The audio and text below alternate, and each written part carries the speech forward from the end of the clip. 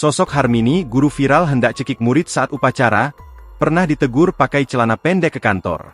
Viral di media sosial sebuah video yang memperlihatkan seorang guru perempuan diduga mengintimidasi siswanya. Dalam rekaman yang beredar, guru itu diduga hendak mencekik siswa sekolah dasar, SD, saat upacara bendera. Namun, aksi oknum guru tersebut dihalangi oleh guru lain. Para siswa yang melihat kejadian itu langsung lari berhamburan. Bahkan, tak sedikit siswa yang tampak menangis histeris karena ketakutan. Peristiwa itu terjadi di SD Negeri 9 Kedondong, Kabupaten Pesawaran, Provinsi Lampung pada 28 Juli 2025 lalu. Oknum guru tersebut bernama Harmini H yang merupakan tenaga pengajar di SDN 5 Kedondong, tiba-tiba mendatangi SDN 9 Kedondong ketika upacara berlangsung.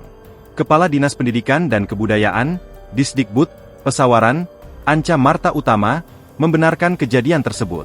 Disdikbud merupakan instansi pemerintah di tingkat daerah yang bertugas dan bertanggung jawab dalam penyelenggaraan serta pengelolaan pendidikan dan kebudayaan di wilayahnya.